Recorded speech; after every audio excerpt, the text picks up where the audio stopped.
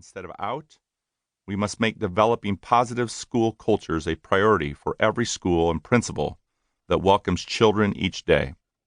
Parents choose schools because of how the adults make children feel. Each and every parent wants a school that is safe, challenging, nurturing, creative, innovative, and fun for their child. Positive school culture and climate helps build resilient children. When students feel they matter and have meaningful participation in school, they become confident that they can overcome the obstacles in their lives. Creativity, collaboration, and innovation are also important to school culture. School leaders must foster an environment that supports honest communication and creative thinking.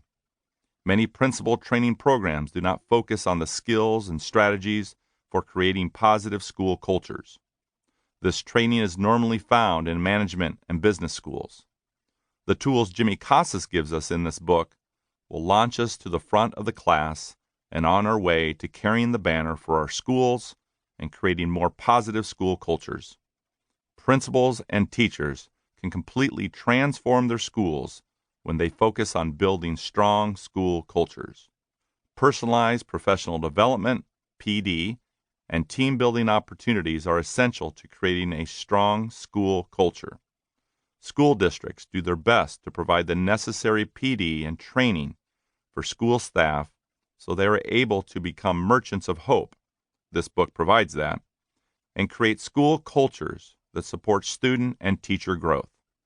Culturize offers guidance for teachers and leaders until they can get much-needed support from other sources. Enjoy this book. You will push forward with changing the culture in your school when you are finished. A great culture is like the oxygen in our air. We can't survive without it. Chapter 1. Just Talk to Me.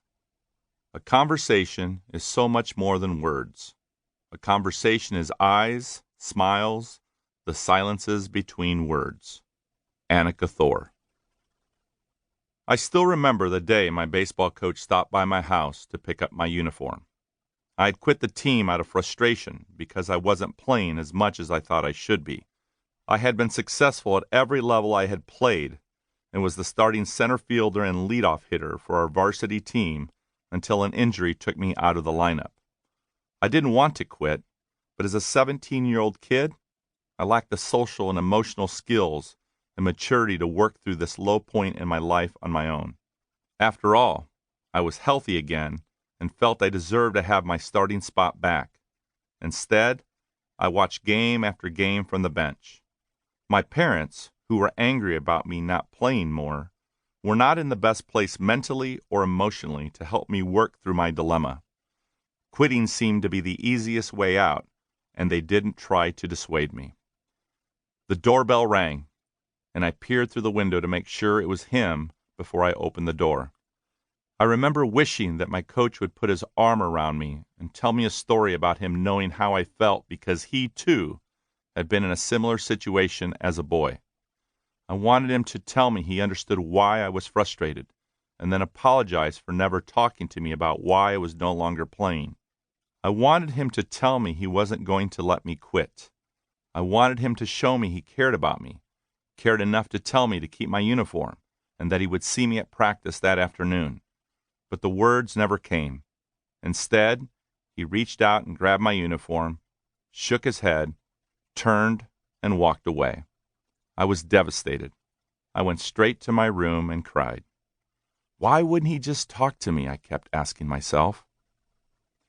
It's been 32 years since that interaction took place on my front doorstep, but it still serves as an important reminder to me in my work as a school leader to not underestimate how critical it is to take time to talk to students and understand what they see, feel, and experience. I can honestly say that most of what I have learned from working with students has come from, you guessed it, talking with and listening to students.